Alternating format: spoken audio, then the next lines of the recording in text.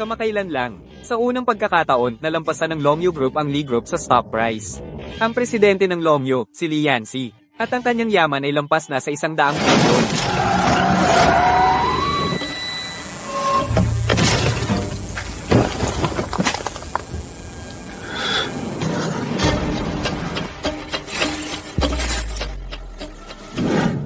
Ngayon, walang nakakaalam na ikaw ang presidente ng Longyu Group. Sino pa kaya ang magliligtas sa iyo?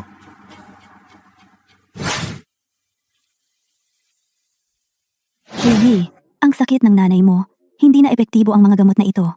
Kung hindi ka magpa-chemotherapy, huli na ang lahat. Nanay, siguradong kikita ako ng pera para sa chemotherapy mo.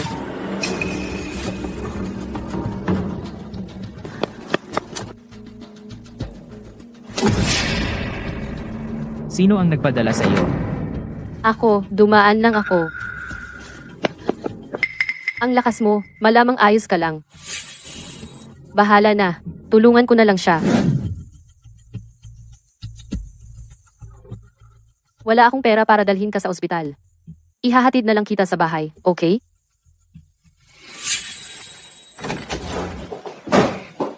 Gigi, ito ba ay... Nakuha ko lang sa daan. Natatakot akong mamatay siya. Mauunahin ko na lang na painumin ka ng gamot. Huwag mo na siyang pansinin. Aalagaan ko ang sugat mo. Kung masakit, sumigaw ka. Ayos lang. Tiyak na masakit yan, no? Masyadong malala ang sugat na ito. Nasaan ang pamilya mo? Gusto mo bang ipaalam sa pamilya mo? Hindi na. Gamutin mo ako. Hindi kita pababayaan.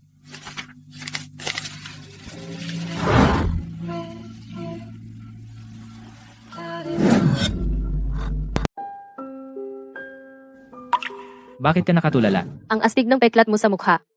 Kung ayaw mong maniwala, tingnan mo.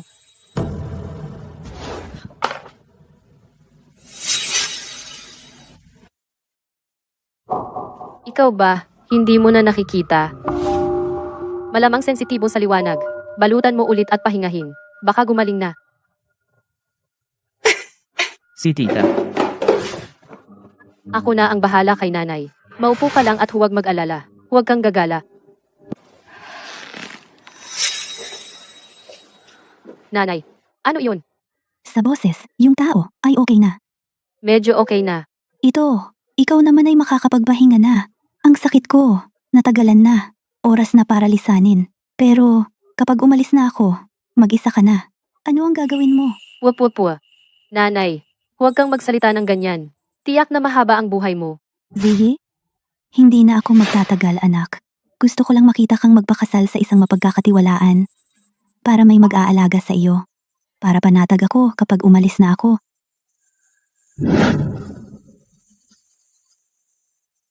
Ikaw, pwede ba tayong magpakasal? Pero pansamantala lang. May problema ang pamilya ko. Hindi kita dapat pabigatan. Okay lang. Pansamantala lang. Para kumalma si nanay. Si. Kung walang ID ang lalaki, hindi sila pwedeng ikasal. Fingerprint recognition. Nakarecord na ang impormasyon ko. Mahahanap ninyo ang aking emergency contact. Nakarecord na ang impormasyon niya. Baka naman nakulong siya. Pindutin mo lang, okay na. Ang computer namin ay magpapakita ng iyong impormasyon.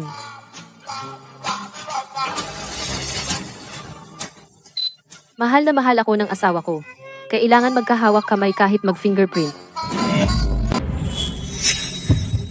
Ito pala si President Lee. Pakiantay lang po, 2. Mr. Joe. Kayo ang emergency contact ni Mr. Lee Yancy. Nasa. Walang dokumento. Baka hindi na kami makapagpakasal. Huwag kang mag-alala, pwede. Lee, Mr. Pakisama po sa akin para i-verify ang pagkakakilanlan. Ma'am, dito na lang po kayo umupo sandali. Pero siya, Huwag mag-alala, ayos lang ako.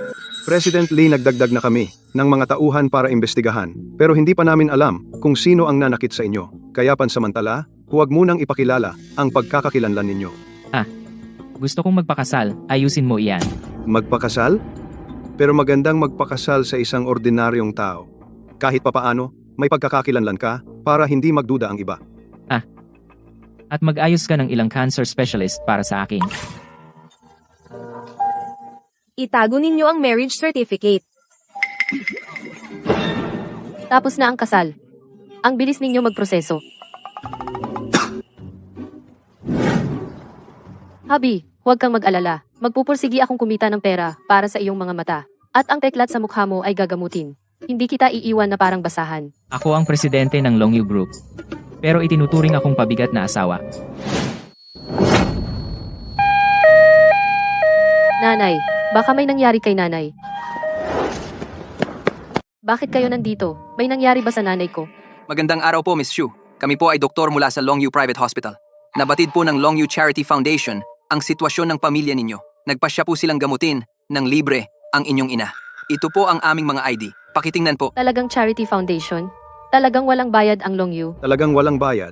Kung hindi kayo sigurado, pirmahan natin ang kontrata ng libreng paggamot. Asawa ko, sa tingin mo ba manloloko sila? Manloloko ba? Pumunta ka at alamin. Kung nag-aalala ka, sasamahan kita araw-araw sa ospital para bisitahin si tita. Hindi na kailangan, ako na lang. Kukuha ako ng gamit ni mama. Sabay tayong pumunta sa ospital. Sige. Bumalik ka na. Kumusta si tita? Ang galing talaga ng Longyu Private Hospital.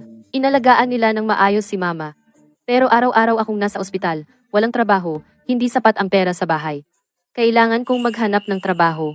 Huwag kang mag-alala sa pera. Nandito ako. Ano bang sinasabi mo? Hindi pa gumagaling ang mata mo. Papaano kita papagtatrabahuhin? Pero dahil inalagaan ko si mama, marami akong napalampas na klase, kaya hindi ako nakatapos ng kolehiyo. Mahirap talagang maghanap ng trabaho. Dati, lagi akong una sa klase, mataas ang mga grado ko. Wala talagang panlasa ang mga HR. Pwede mo bang i-optimize ang resume ko? Sige. Basahin mo sa akin. Pangalan, Shuji. Edad, 22.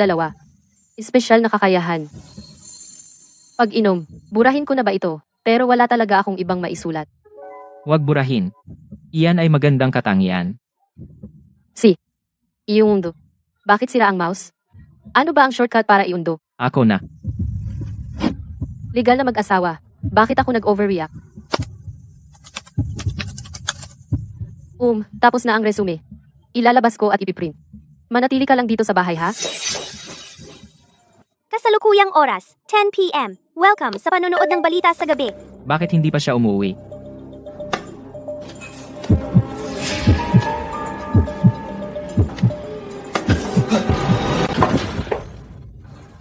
Hindi ka nasaktan. Bakit ka lumabas? Okay lang ako. Nakita kong hindi ka pa umuwi ng ganitong oras. Lumabas ako para hanapin ka. Dito sa lumang barangay, madalas may mga lasing na tito. Umikot ako ng daan, kaya medyo natagalan. Tama nga pala. Pumunta ako sa second-hand market at bumili ng keypad phone. Nilagay ko na ang numero ko. Pindutin mo lang ng matagal ang number 1 para matawagan ako. Kung mag-aalala ka sa akin, tawagan mo lang ako.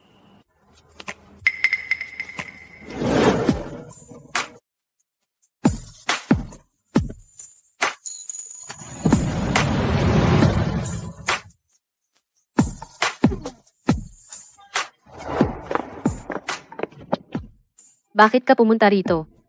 Natatakot ako na baka may masamang tao kang makasalubong. Susunduin kita. Ang gabi na. Mapanganib lumabas ka. Tingnan mo. Marunong akong gumamit ng blind path. Alam ko na. Ang galing ng asawa ko. Ang lamig ng kamay mo. Ano yon? Wala. Simula ngayon, susunduin na kita palagi.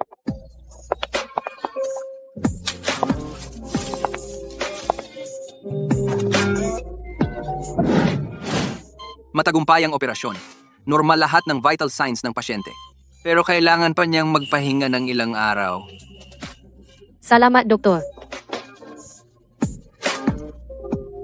Mabuting anak. Ngayon, hindi na ako pabigat sa'yo. Ano ka ba, Nay? Kailangan ko nang umuwi agad. Sasabihin ko ang magandang balitang ito sa asawa ko.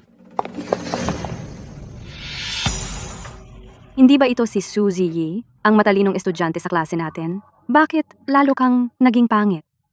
Sino ba kayo? Bakit nagkukunwari kang hindi mo kami kilala? Dati, ikaw ang sumulat sa akin ng 99 na liham pag-ibig. Alam mo ba noon dahil hinabol ako ng isang mahirap na tulad mo, sobrang nakakahiya para sa akin. Buti na lang, napunta ako kay Ting Yu. Kung hindi, habang buhay nakahihiyan. Buti na lang dahil sa naghihingalo mong nanay, hindi ka na pumasok. Kung hindi, si Tianxi ay maaakit sa'yo at hindi na siya magiging tagapagmana ng Zhao Corporation. Kasalanan ko dahil nanood ako ng masyadong maraming teleserye. Nakita ko siyang magaling mag-basketball, kaya sinulatan ko siya ng liham pag-ibig. Gusto ko patayin ang sarili ko noong panahon na iyon. Umalis kayo. Suzy Yi, Bukas ang graduation party. Pupunta ka ba? Kung pupunta ako o hindi, wala kang pakialam. Kung hindi ka pupunta, ibibigay ko ang 99 na liham pag-ibig sa lahat ng kaklase bilang souvenir album. Ipapadala ko ito hindi lang sa buong klase, at sa nanay mo rin, para makita niya ang galing mo sa pagsulat. Sige, pupunta ako. Bakit mo siya pinapunta? Para magdagdag ng excitement sa graduation party. Si Shuji Yi, noong mag-aaral kami, lagi niya akong nilalamangan. Tingnan mo lang, hindi ko siya papabayaan. Mag-ambagan tayo para sa kabutihan. Para kay Shuji Yi, ang estudyanteng mahirap, magbenta tayo ng mas marami, para mas maraming pera, para may pambuhay sa pamilya. Shuji, huwag kang matakot. Ang daming tao sa graduation party, hindi na sila mang-aapi sa'yo tulad ng dati. Pupunta ako ngayon sa graduation party, ikaw. Mag-isa sa parke, mag-sunbath, okay lang? Okay. Ano yan? Isang karatula may address at numero ng telepono ng bahay namin, para kung mawala ka o malobat ang cellphone mo. Madali akong makontak ng ibang tao. Ayaw. Paano kung mawala ka?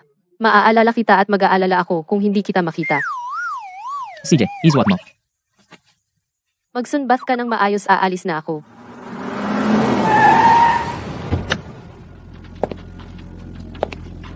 Mr. Lee, ano po yung nasa leeg ninyo? Pinunit ko na. Itago mo ng maayos, huwag mong sabihin kahit kanino na may relasyon kami para hindi siya maging target. Oo, Mr. Lee. Nakilala na namin ang umatake sa'yo. Ito ay ang kapatid mong si Li Cheng. Pero ang mga tauhan niya ang umako ng kasalanan. Sa pagkakataong ito, si Li Cheng ay nakawala muli. Pero sa maikling panahon, hindi siya maglalakas loob na kumilos muli. Maaari ka nang pumunta sa ospital ng walang alala.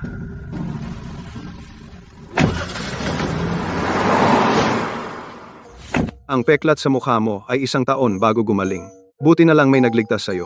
Kung hindi, ang sugat na ito ay nakamamatay. Nabalitaan ko na ikinasal ka sa iyong tagapagligtas. Alam mo ba kung ano ang itsura niya? Maganda ba siya? Siya siguro maganda. Isoli ninyo sa akin ang cellphone ko. Si Tingyu at Yanchi, talagang bagay na bagay sila. Nagmana na ba si Tianxi ng Zhao Group? Si Tingyu ay mayaman din. Talagang nasa tuktok ng buhay pagka-graduate. Hindi ba siya si Shuji Yi?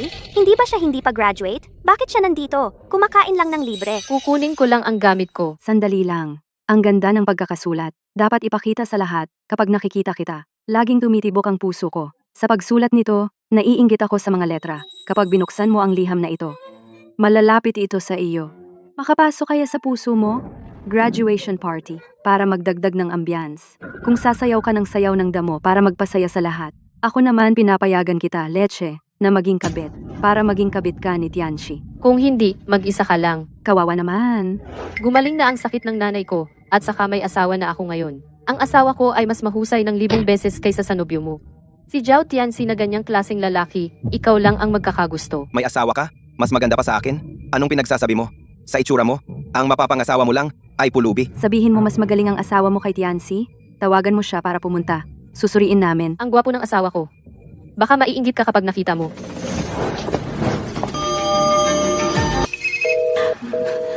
Isoli ninyo ang cellphone ko. Nasira ang cellphone. Sumayaw ka ng sayaw ng damo. Bibigyan kita ng lumang iPhone na ayaw ko na. Ihanda ang sasakyan.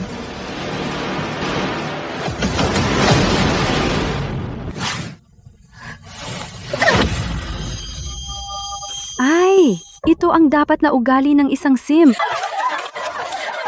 Tumigil kayo.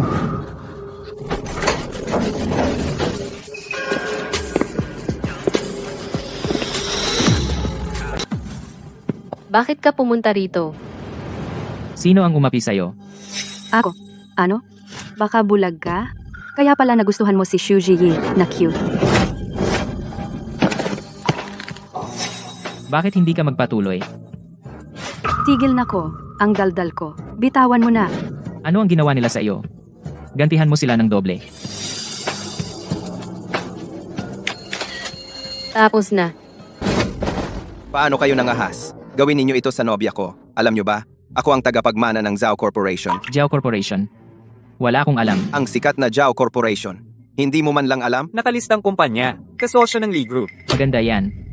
Pwede nang mag-down ng stock. Ang yabang mo, isang bulag. Akala mo presidente ka ng Longyo Group? Dala mo ba ang laptop? Nasama ko nga. Balak ko sana pumunta sa library. Bulag ka. Tignan natin kung paano mo babagsakin ang pamilya ko. Baka huminto na lang tayo. Maniwala ka sa akin. President Lee, simulan na natin. Simulan. Subukan ng ilalim. Bulag lang naman. Sayang ang 5 minuto natin. Yak. Tingnan ninyo. Bumagsak na talaga ang stock ng Zhao. Paano nangyari? Sa susunod, kung bastos ka uli sa asawa ko, hindi lang simpleng pagbagsak ng stock ang mangyayari. Tara, Idol, pasensya na. Pakiusap. Ibalik mo ang stock. Pakiusap. Talaga pala, may silbi ang araw-araw mong pakikinig ng balita. Ang galing! Kung may kakayahan ka na ganito, malamang araw-araw na tayong makakain ng pork ribs. tara.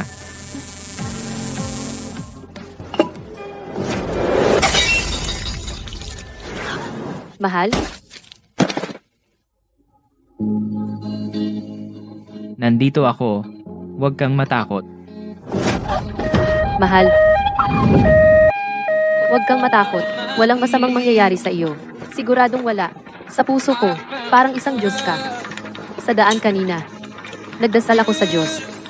Gusto kong gamitin ang lahat ng swerte ko sa buhay na ito, kapalit na hindi ka na masasaktan sa buong buhay mo. Mga kamag-anak, bawal pumasok.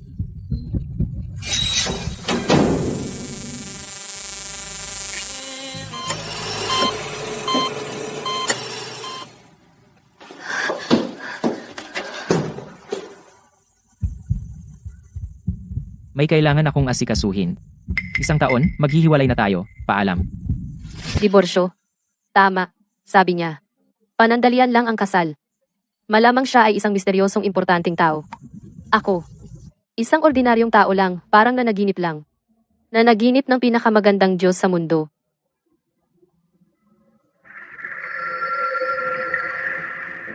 Ay nako, mahuhuli na ako.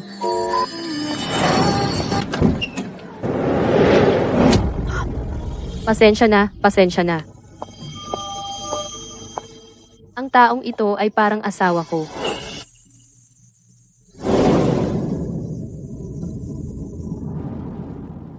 Presidente Lee, Nag-text na naman ang bangko. Sabi hindi pa nagagamit ang pera sa supplementary card mo. itigil na ba? Huwag. Iwan mo sa kanya. Oo nga, ito ang nararapat sa misis mo. Sayang lang, gumaling na ang mata at mukha mo. Pero hindi mo na naaalala ang misis mo. Noong nagising ako, nawala ang alaala ko. Hindi ko na naaalala ang misis ko. Pero hindi ako nagpasalamat ng personal. Parang hindi tama iyon. Hayaan mo siyang lumayo sa mayayaman. Lumayo sa pamilya Lee. Ang mga babae sa pamilya Lee. Lahat ay malungkot. Malapit na ang araw ng diborsyo. Maghanda ng maraming regalo bilang kabayaran. Pumunta ka kay Shaolin.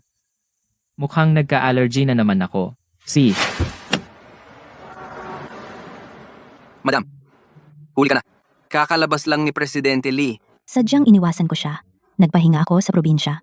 Suot ko ay lumang damit. Wala akong panahon magpalit. Kailangan kong bumili ng bagong damit para makita siya. Xu, Yi? 3 buwan nang hindi naaabot ang kwota. Ayon sa patakaran ng kumpanya. Kailangan mong lumuhod at sampalin ang sarili ng 30 beses. Bilisan mo! Kung hindi, ayaw mo na bang magtrabaho?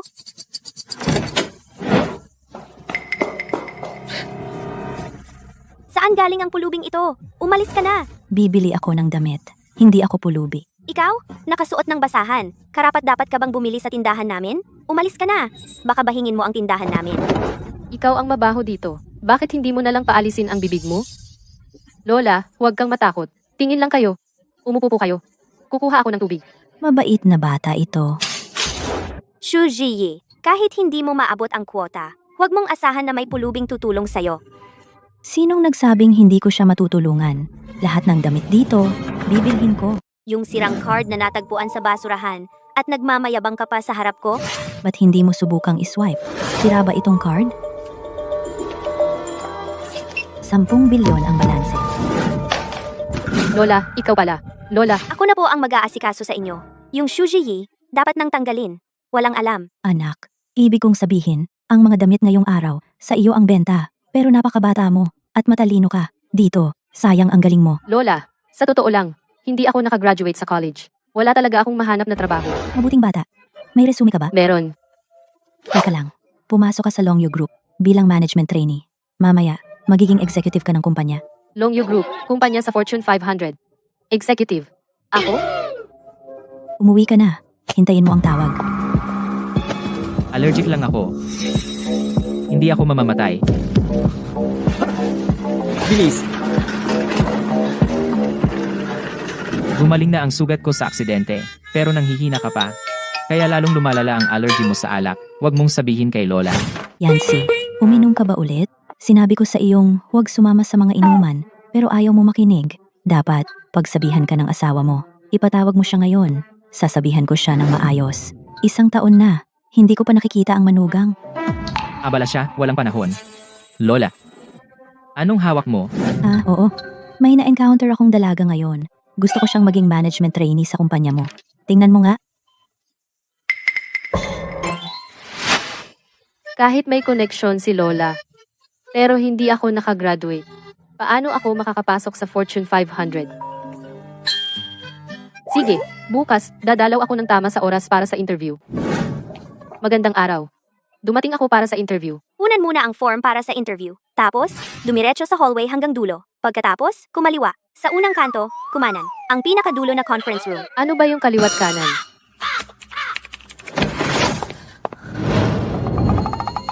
Siya pala.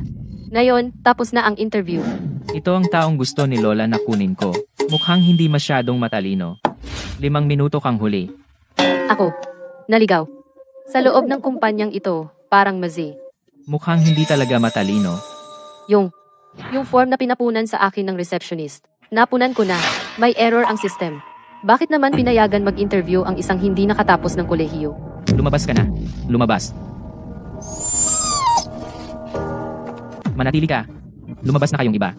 Ikaw lang ang interviewin ko. Umupo ka. Ito ang iyong pagsusulit sa interview. Uminom ka. Hindi ba pag-inom ang specialty mo sa resume? Tingnan ko kung gaano ka kaya uminom. Pakiusap, buksan mo para sa akin. Ilan ito? Pumasa ka sa interview. Sumunod ka sa akin. Sino iyong bagong interview? Si Amo Lee ay nag-interview ng mag-isa. Special treatment sa kanya. Isang hindi nakatapos ng kolehiyo. Bakit siya makakasama si Yancy ng mag-isa? I-process ang kanyang onboarding. Bilisan mo. Pag natapos, puntahan mo ako sa mall.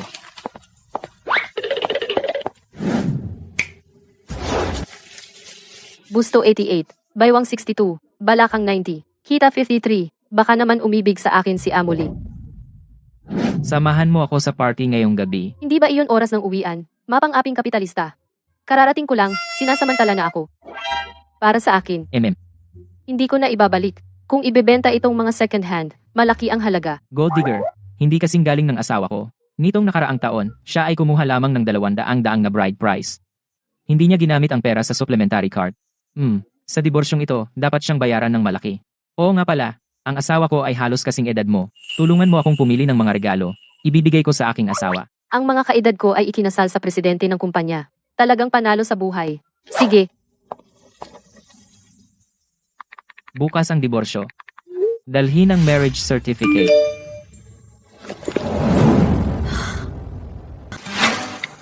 sige. Ano? Ikaw lang ba ang pwedeng mag-alaga ng asawa mo? Bawal ba akong tumingin sa mensahe ng asawa ko? Kasal na. Pagkatapos, ipasundo mo sa asawa mo. Hindi na kailangan. Hindi naman ako malalasing.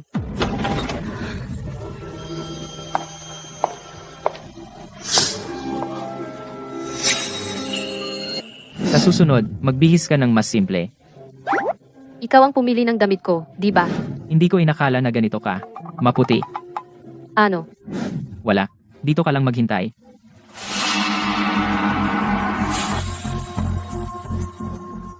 Ikaw ba ay asawa ni Amoli? Hindi. Bakit? Si Lee Yanchi, nagkukunwaring parang monghe. Hindi ko inakala, may babae pala sa labas. Nagkakamali po kayo. Empleyado lang ako ni Amo Lee. Naiintindihan ko. Sa bilog natin, ang mga babaeng tulad mo ay laruan lang. Ngayong gabi, alagaan mo ako. Baka si Amo Lee mo ay gagantimpalaan ka. Matandang walang hiya, gusto mo pala gawing laruan ng tao. Ikaw ba ay naging laruan ng iba? Sinta, hindi ka naturuan ni Lee Yancy ng asal. Ako na ang magtuturo sa iyo ng asal. Ang tao ko. Ginagalaw mo? Ang sakit, bitawan mo. Pag-usapan natin ng maayos. Kumukuha ka lang ba ng scarf para sa akin? Ano pa ba? Lee Yancy, huwag mong kalimutan, kailangan mo pa ang supply ko. Ngayon gusto kong tumaas ng 10% ang presyo. Mukhang wala ka ng pakialam. Uy, bigla ang taas presyo. Wala ka bang hiya? Kung inumin ni Amo Lee ang lahat ng alak na ito, mawawala ang aking galit at ibibigay ko pa rin sa orihinal na presyo. Ito ang pinakamalakas na vodka. Kung inumin lahat, baka mamatay. Mukhang sa pagkakataong ito, hindi na mahalaga kay Amo Lee ang pera. Kung hindi iinom, Ako ang iinom. Dahil ako ang nagpagalit sa iyo, ako na lang ang iinom. hindi pwede. Empleyado ako ni Amo Lee. Ako ang kumatawan sa kanya sa pag-inom. Bakit hindi pwede? Huwag magpakatapang. Magtiwala ka sa akin. Hayaan mo siyang uminom. Ano naman ang kayang inumin ng isang babae?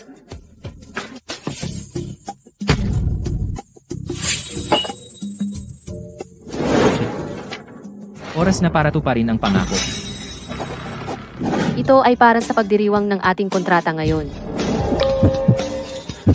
Ano ang iniisip mo? Paano siya magiging asawa ko? Malapad na balikat, makitid na baywang, bilog na puwit, Amo Lee, ang ganda ng katawan mo. Lasing ka na?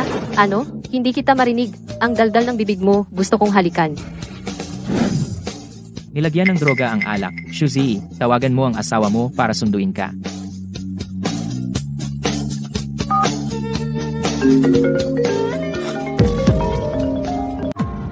President Lee, kailangan ko bang sunduin kayo? Hindi na. Ang iyong tawag ay kasalukuyang nasa linya. Hindi sinasagot ng asawa ko ang tawag ko.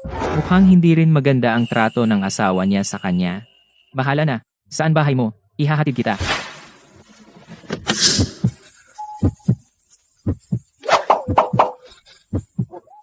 Ang tigas ng dibdib mo.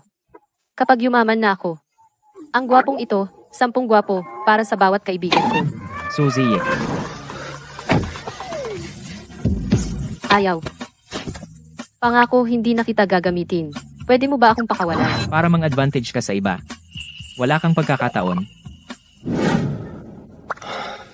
President Lee, tama na ang epekto ng gamot sa akin. Pakawalan mo na ako. Gusto mo pa ba ng ibang gwapo? Ayaw na. Nakakabagal lang ng bilis ko ang mga lalaki. Pasensya na, President Lee. Hinugasan ko na at ibabalik ko sa'yo. Hi.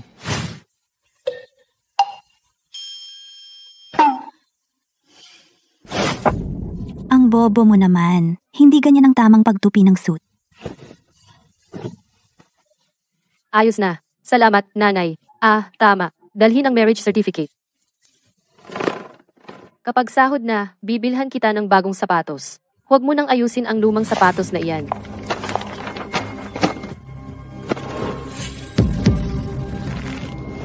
Hindi ba ito ang suit ni President Lee? Tama. Kahapon, itong suit na ito ang suot ni President Lee. Naglakas loob kang nakawin ang suit ni President Lee. Ang bastos mo naman, huwag mong sabihin. Kahapon ay natulog ka na yakap-yakap ang damit ni President Lee. Nagkakamali kayo. Dumihan ko ito, kaya ibabalik ko sa kanya. Nakakatawa. Lakas loob mo bang tawagan si President Lee para patunayan? Tatawagan ko siya ngayon. Kahapon ay nagpagod din siya. Maghanda ng isa pang tasa. Pupuntahan ko si Shuzi. President Lee, espesyal mo si Shuzi. Wala ka bang numero ni President Lee? Wala nga, pero ang telepono sa opisina ng presidente. Maaaring gamitin, di ba? Tatawagan ko na. Kapag napatunayan ko ang aking inosensya, kailangan kayong lahat humingi ng tawad sa akin. Kung hindi mo mapatunayan, ikaw ay dapat umalis sa kumpanya. Pakiusap, President Lee. Sagutin mo ang tawag. Ang numerong iyong tinatawagan ay hindi maaaring kumonekta. Mangyaring subukan muli mamaya.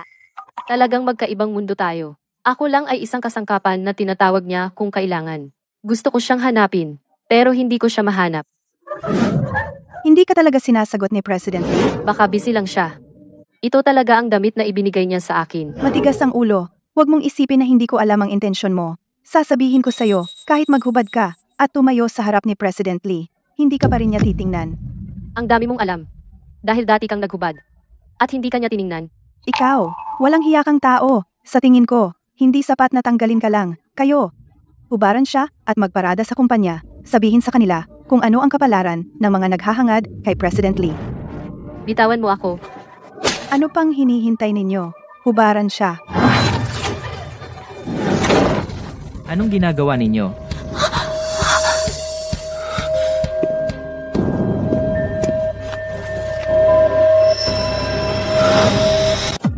Pasensya na.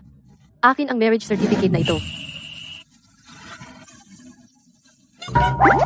Ano ginagawa niya? Baka gusto niya akong saktan. Gusto pa niyang ayusin ang buhok niya. Baliw na talaga ako. Sa trabaho, dapat maayos ang itsura mo. Special Assistant Joe. Ibigay mo sa kanya ang kape. Naalagaan ko na. Maayos naman ako pagdating ko. Sila yon. Sabi nila, sisibakin ako. At huhubaran daw ako at ipapahiya sa publiko. Ikaw, sibakin siya. Oo, President Lee. Nilabag niya ang patakaran ng kumpanya. Bilang kanyang supervisor. Normal lang na sisibakin ko siya, di ba? Si Shuji kagabi. Nakatulong kay President Lee na makuha ang order na 100 milyon. Siya ang malaking contributor ng kumpanya. Hindi siya basta-basta pwedeng sisibakin. Ano naman kung nakuha niya ang order, President Lee? Hindi mo alam. Si Shuji ay may di angkop na pagtingin sa iyo. Nagnakaw pa ng damit mo. Kung ayaw mong maniwala, tingnan mo. Ang mga bagay na hindi presentable. Dapat sisibakin at ipahiya sa publiko. Ang damit na ito ay ibinigay ko sa kanya. Ito paano nangyari? Mag-focus sa trabaho. Kung may susunod, ikaw ang sisibakin. Salamat, Presidente Lee. Tama ang desisyon mo, Presidente Lee. Tanga?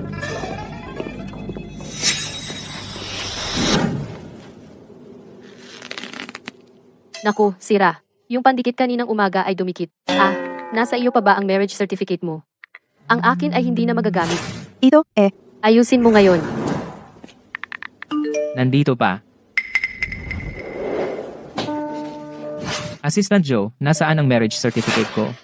Presidente, kung nawala ko ang marriage certificate ninyo, papatayin ba ninyo ako? Hindi. Ang pumatay ay labag sa batas. Mabuti naman, nawala ko ang marriage certificate ninyo. Ikaw, bawasan ang sweldo mo ng 6 na buwan. Pagod na ako.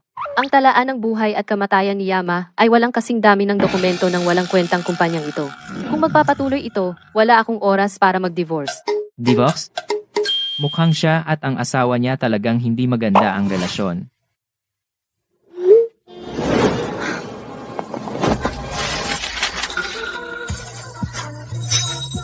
Anong hinihintay mo?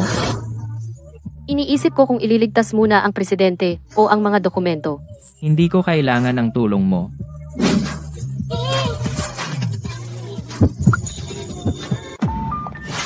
Ginoong Lee, ang galing naman. Yi, 20 minuto ka na sa pantry. Hindi pwedeng dahil nakuha mo ang order. Mag-relax ka na. Wala namang 20 minuto. Wala namang 20 minuto. Narinig mo ba? Bumalik ka na sa trabaho. Ma'am, ang dami ng mga dokumento. Hindi ko talaga matatapos ayusin. Kung gusto mong ma-regular, huwag kang magsalita ng walang kwenta. Mag-overtime ka. Kahit gaano pa kahuli, tapusin mo. At saka pag-uwi, tandaan mong patayin ang main switch. Hindi na bukas, sa opisina ni Shuzi magdala ng coffee maker at coffee beans. Ayokong sa susunod ay instant coffee na naman ang matapon sa akin mabaho. 2 beses mo nang pinadala. Kung naaawa ka sa kanya, sabihin mo na lang, ang excuse mo ay medyo mahina. And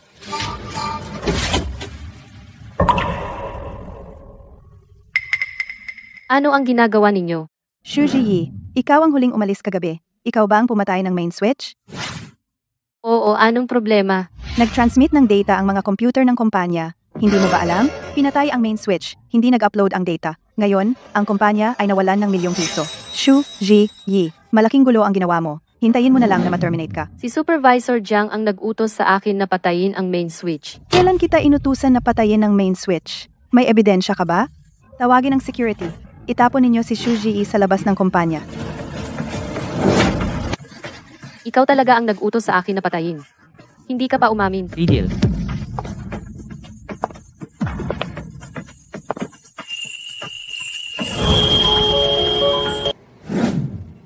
Ano na naman ito?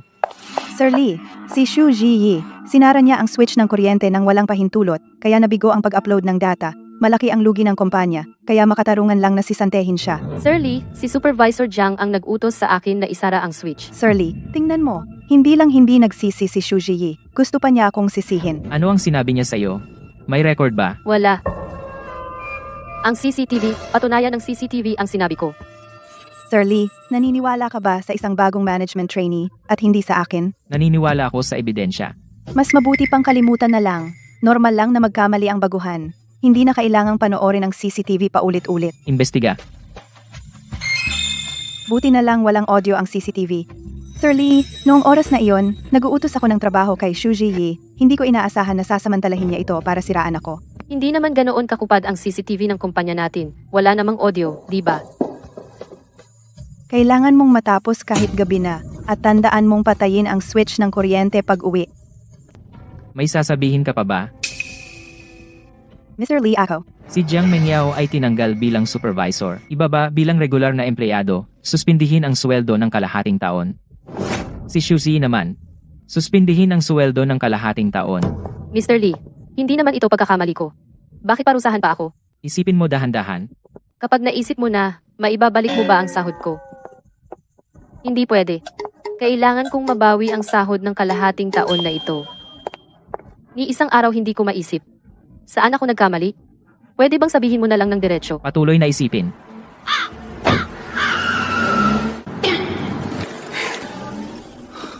Sumakay ka. Tingnan mo, kaya ko pa kayong depensahan sa alak. Lola, bakit kayo nandito? Si Mr. Lee ninyo ay apo ko. Bakit hindi ako pwedeng nandito? Mukhang malaki ang tiwala ni Yancy sa iyo at isinama ka pa sa pagkain. Alam mo ba, ni ang asawa niya ay hindi niya dinala. Kasama ko kumain. Dahil lang sa pagmamakaawa niya. Ako, maghuhugas ako ng kamay. Yan si Ji ay mabuti naman, di ba? Sa hinaharap. Magtutulungan kayo sa trabaho. Alagaan mo siya ng mabuti. Palaguin ang inyong samahan. Alam mo namang may asawa na ako. Huwag mong isipin na hindi ko alam. Noong una, ginawa mo lang iyon para sumailalim ako sa operasyon. Gumawa ka ng peking sertipiko ng kasal para lokohin ako. Totoo ang kasal. Hindi ko ring gusto si Shu Zi. Saan siya nagkukulang? Bakit hindi mo siya gusto? May asawa na siya. Kung gayon, panatilihin mo siya. Sanayin mo siyang mabuti. Gawin mo siyang kanang kamay mo. Kung hindi mag-asawa, maging katrabaho na lang ayos din. Hindi pwede. Hindi ko balak panatilihin siya. Masyado siyang walang muwang. Hindi angkop sa trabaho. At parang hindi maganda ang relasyon nila ng asawa niya. Mas mabuting bumalik na lang sa pamilya. Mas mahalaga ang mag-ayos ng relasyon. Anong ibig mong sabihin? Bakit mo akala na hindi ako bagay sa trabaho? Bakit kailangan ng babae na umuwi sa pamilya? Ang babaeng ito ay matapang pa rin gaya ng dati. Hindi siya natatakot kay Yancy. Wala ka man lang nagawang dokumentasyon sa trabaho mo. Ano pa ba ang kaya mong gawin? Bakas ng trabaho. Kahit sino pa ang nag-assign sa iyo ng trabaho, kahit pasalita lang ang utos, kailangan mo itong kumpirmahin sa pamamagitan ng sulat. Sa kritikal na oras, makakapagligtas ito ng buhay. Ni hindi mo alam yan? Yancy, si Ji ay isang baguhan pa lang sa trabaho. Normal lang na hindi niya alam. Huwag kang masyadong strikto. Mr. Lidati, walang nagtuturo sa akin. Bigyan niyo ako ng pagkakataon. Tiyak na makakaangkop ako sa trabaho. Bibigyan kita ng pagkakataon. Makalipas ang isang buwan, ang assessment ng management trainee. Kung makakuha ka ng una, mananatili ka. Kung hindi, aalis ka. Ang mga kasabayan kong management trainee, lahat sila ay galing sa mga kilalang universidad. Paano ako magiging una? Ngayon, ilalabas ko ang abiso ng assessment para sa mga management trainee. Ang proyekto ng assessment ay pangkatan, 2 sa bawat grupo. Ang nilalaman ng assessment ipapadala ko sa inyong mga email, mangyaring suriin ang inyong email. Inilabas ang pagsusulit 2 linggo ng maaga. Pinaghirapan ni Mr. Lee ito para sa kanya. Hindi ako nakatapos ng kolehiyo. Malamang, walang gustong makipaggrupo sa akin. Ano ang gagawin ko? G, tayo na lang ang maggrupo. Ji, sa akin ka maggrupo. Siguradong anggat ka. Yung hindi nakatapos ng kolehiyo, biglang naging sikat. Pag-iisipan ko muna. Tandaan mo, piliin mo ako ha? Piliin mo ako, piliin mo ako. Pagkalipas ng 10 araw, ang Longyu Group ay magdaraos ng malaking business summit. Ang mga management trainee ay kailangang mag-imbita ng mga elite mula sa iba't ibang industriya upang dumalo sa summit. Kung mas maraming tao ang imbitahin, mas mataas ang puntos. Sino kaya ang pipiliin? Bahala na, ipaubaya na lang sa tadhana. Sana swertehin. Sinong kasamahan ang pinakamagaling makipagtulungan sa akin? Lee Ginoong Lee. Bakit mo sinasadya na manakot? Ang ganyang mahalagang desisyon, ipinapaubaya mo sa tadhana. Hindi mo ba alam? Dahil sobrang sikat ako, lahat gusto akong piliin. Bobo, pinili ka nila dahil kapag kasama ka nila, magmumukha silang magaling. Ito. Pinakamababa ang pinag-aralan, pinakabata sa karanasan, ikaw. Siya ang pinakaangkop na piliin. Binabastos mo ba ako? Sino ang may pinakamataas na pinag-aralan? Pinakamatagal sa karanasan? Lee Sisi. Sige. Siya na ang pipiliin ko. Ginoong Lee, ang mga regalo, pinabalot ko na sa iba. Ikaw mismo ang maghahatid sa misis mo. Oo. Ilang beses ko siyang binigo. Dapat pumunta ako sa bahay niya para humingi ng tawad. Tandaan ko, binigay ko sa iyo ang address niya. Hindi mo naman nawala, di ba? Hindi? Hindi? Madali itong hanapin. Ginamit ko lang pang pantapat sa mesa. Pasensya na, Ginoong Lee.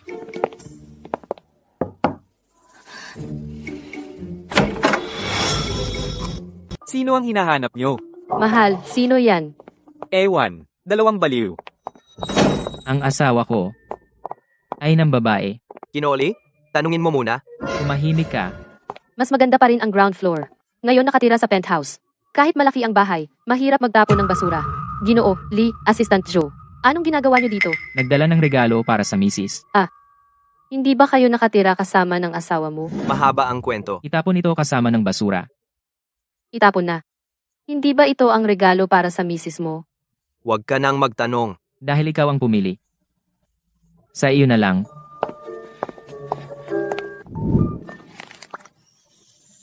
Mukhang mahal ito. May nanliligaw ba sa iyo? Wala. Bumaba lang ako para magtapon ng basura. Nakasalubong ko ang amo namin sa kumpanya. Mukhang magbibigay ng regalo sa asawa niya. Ayaw ng asawa niya kaya itatapon na lang. Binigay na lang sa akin. Maganda, di ba? Bakit ayaw ng misis ng presidente? Siya, isang cute, hindi kayang bilhin hair clip ng Chanel tiyak na si Ginoo Lee ang nagbigay. Xu Ji, dahil hindi mo alam ang lugar mo, huwag kang magtaka kung hindi ako magiging mabait. Xu Ji ngayon, ako pa rin ang pupunta para imbitahan ang mga bisita sa summit. Maghihiwalay tayo, mas mahusay. President Guo ng Xinyang Group, ngayon nasa Xingchen Hotel, room 9801. Ikaw ang mag-imbita. Sige.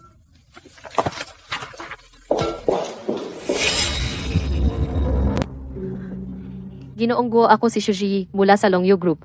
Ngayon, inaanyayahan kita. Ganda. Matagal na kitang hinihintay. Dumating ka na sa wakas.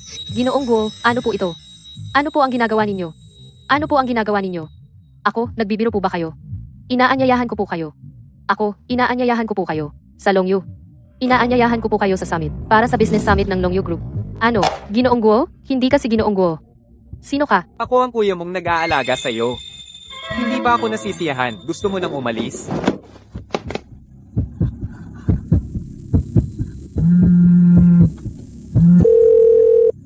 Ginoong Lee, mayroong opening ng wine bar ngayong gabi. Pero di ko makontak si Xu Ji. Baka may nangyari sa kanya? Nasaan si Shuji? Hindi ko po alam, Ginoong Lee. Mula kaninang umaga, di ko pa siya nakikita. Baka nagpapahinga lang.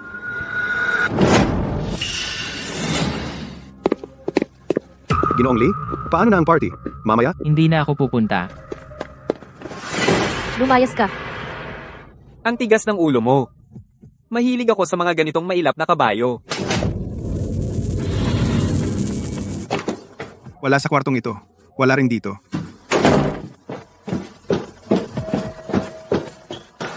Ginoong Lee, ito ang CCTV ng hallway ng hotel.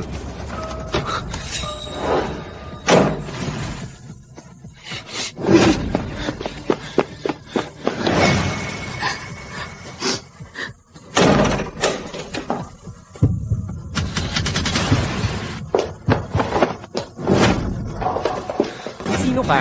Pinapakialaman mo ang aking magandang bagay.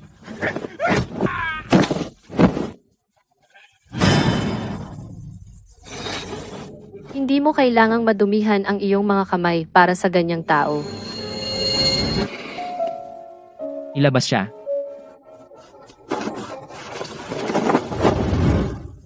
Ibigay mo sa akin ang cellphone. Gawin mo akong emergency contact. Mr. Lee, napakabait mo naman. Gusto na kitang tawagan dati, pero wala pala akong number mo. At nahihiya akong humingi. Work number. Huwag mo akong tawagan kung walang importante.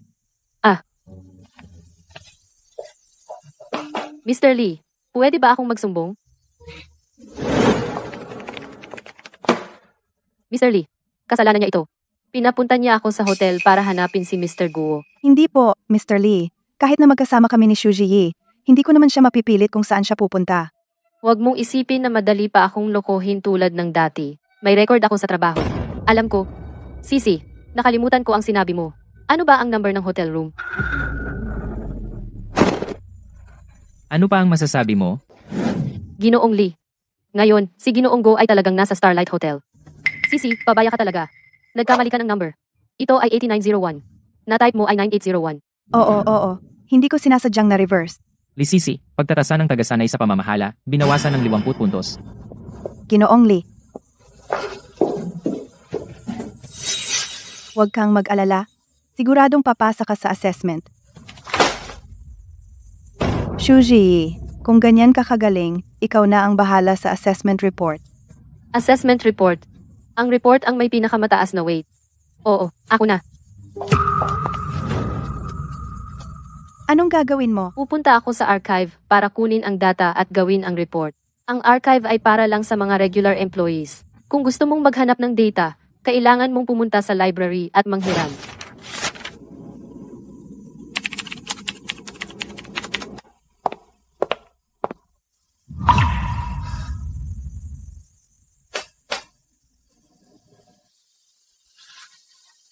Alas 3 ng umaga.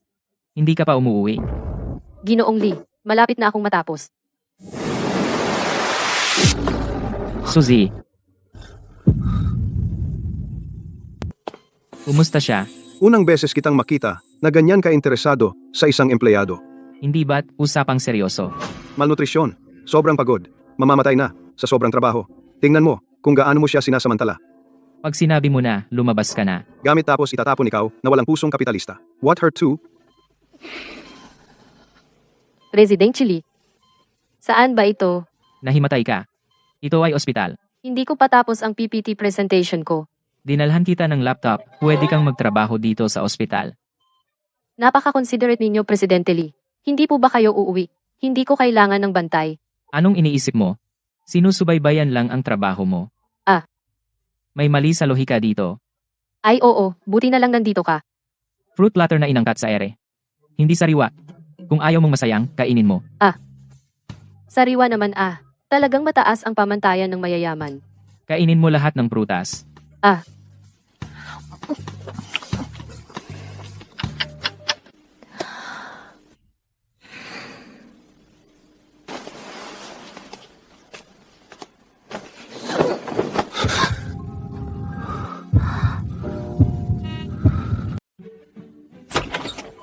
Ziyi, Nay, bakit ka pumunta rito sa ganitong oras? anong sinasabi mo? Sakit ka. Paano hindi ako darating? Sino ito? Tita, ako ang amo ni Shuzi, Lee Yancy. Tawagin mo na lang akong Yancy. Talagang gwapo si Amo Lee. Tita, salamat sa pag-aalaga kay Ji. Bilang amo, dapat lang. Gabi na. Amo Lee, umuwi ka na at magpahinga. Ako na ang bahala kay Ji. Sige, kung may kailangan, tawagan mo lang ako. Bayad na ang ospital. Ziye, hindi kayo magkasama sa iisang mundo. Ingatan mo ang iyong puso. Matulog ka na. Sakit ka, magpahinga ka ng mabuti. Salamin. Sino ang pinakamagaling gumawa ng PPT presentation sa Longyu? Ang galing ni Lee Sisi ay kitang-kita, pero si Shu Ji ng Longyu ang pinakamagaling gumawa ng PPT presentation. Hindi pwede. Hindi ko papayagan. May ibang mas magaling sa akin sa PPT. Papatayin ko siya. Kailangan ko siyang patayin. Binibini, pumitas ako ng mansanas sa gubat. Hindi ko inaasahan na maliligaw ako. Binibini, pwede mo ba akong turuan ng daan? Siyempre. Binibini, kumain ka ng sariwang mansanas. Hindi. Nakakahiya naman. Ang iyong mansanas, Bakit? Hinahamak mo ba ako? Matanda? hindi ko naman iyon ibig sabihin. Ako naman ang pinakamagaling sa Longyu gumawa ng PPT. Ang linaw ng lohika at ganda ng PPT, ito ang pinakamagaling na PPT na nakita ko. Kailangan kong gisingin ang mahusay na taong ito.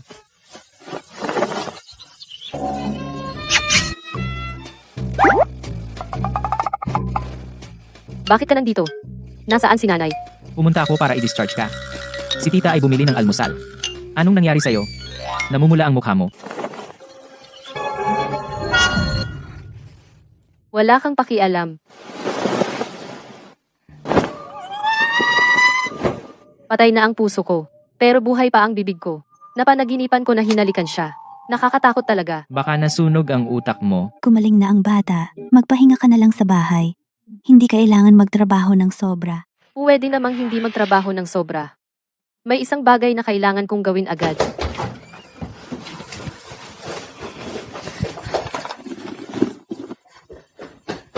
May gagawin ako. Mauna na ako. Anong ginagawa ng batang ito?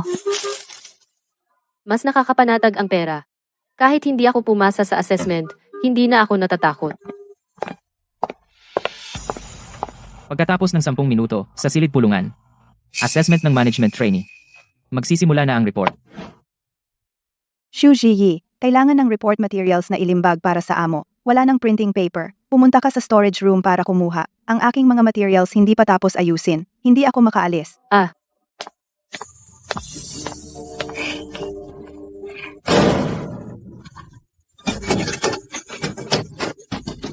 May tao ba? Nakulong ako sa loob.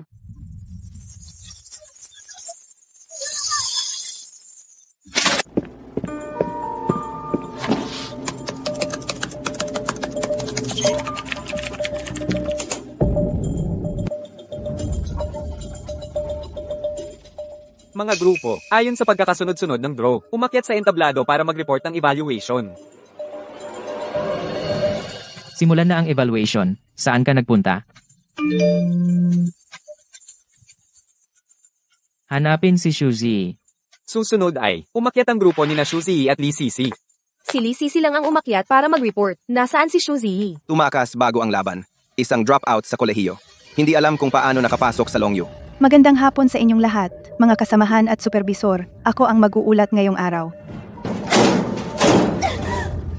Kahit na hindi dapat masyadong magpakahirap sa trabaho. Pero ang ma-set up ng ganito ay sobrang nakakainis. Tapos na ang aking report. Salamat sa inyong lahat.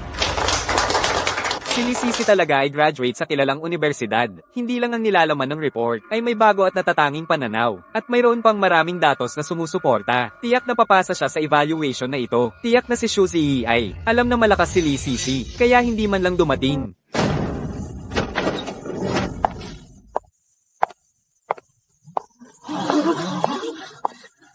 Lee Sisi, maganda ba ang report na ginawa ko? Bakit ka nandito? Bakit ang tibay ng pinto na ito? May tao ba?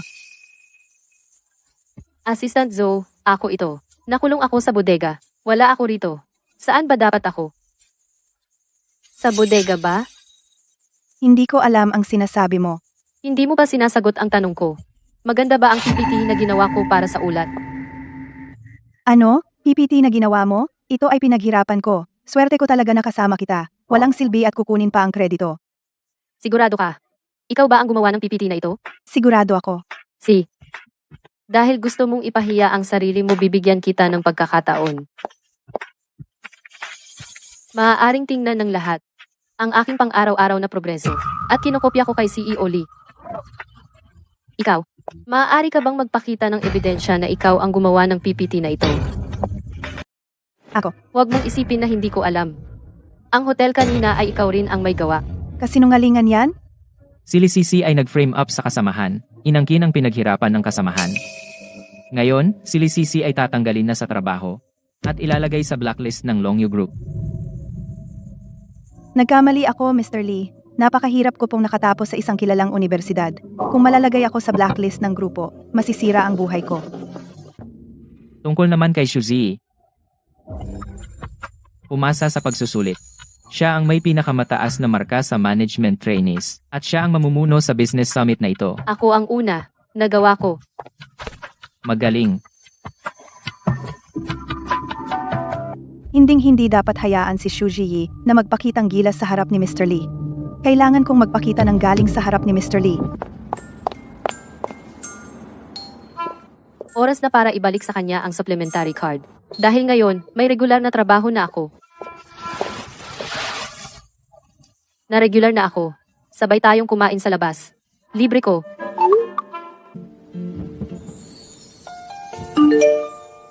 Nag-imbita siya sa akin. Lola, Sa ilang araw, may family dinner tayo. Kailangan mo nang umuwi. wala akong oras. Hay nako. Parang magkaaway ang mag-ama. Kahit anuman. Ikaw pa rin ang lola ko. Ano pa ba? Hindi ako ang lola mo? Kanino pa? Ikaw lang ang itinuturing ko na isa kong apo. Bukas makikita ko na ang asawa ko. Hindi ko alam kung ano na ang itsura niya. Kung gwapo siya, sa susunod, panaginipin ko siya. Hindi na si Amoli.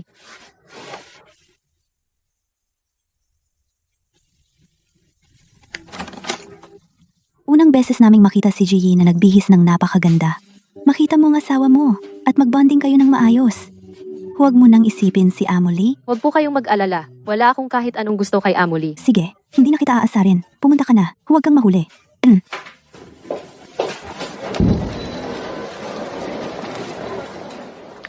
Ano ang suot mo? Hindi kita makita. Itim na trench coat.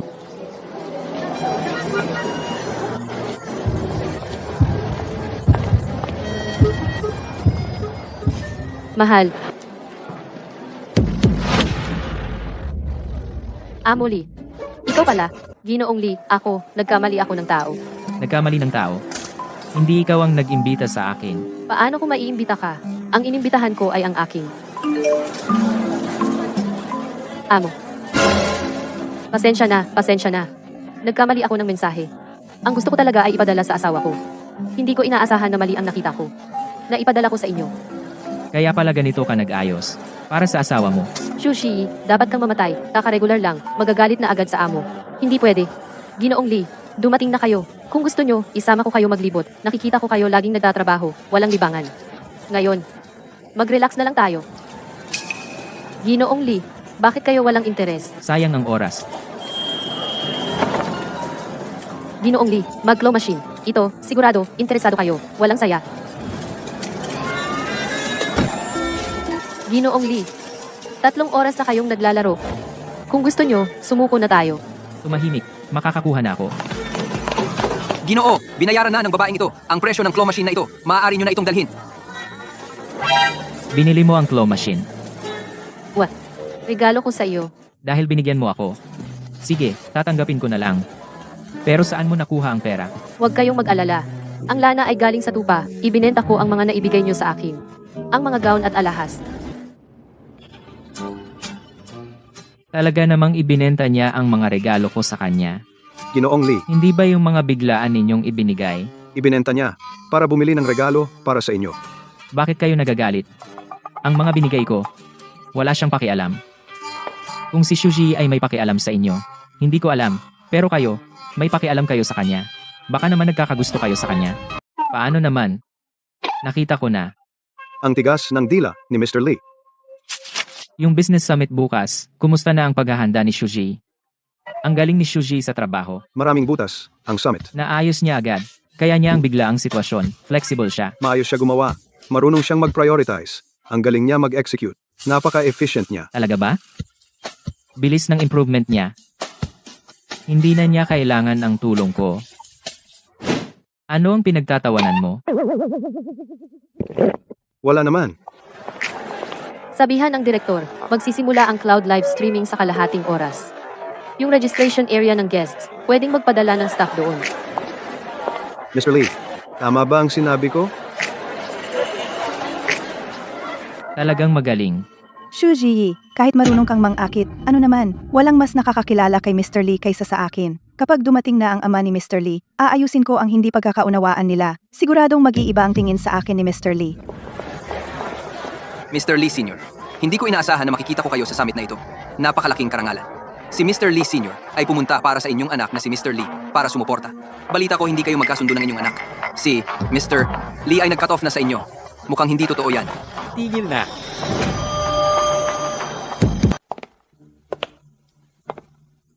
Wala ka sa listahan ng imbitasyon. Bakit ka pumunta? Ang imbitasyon, pinadala na sa mesa ko.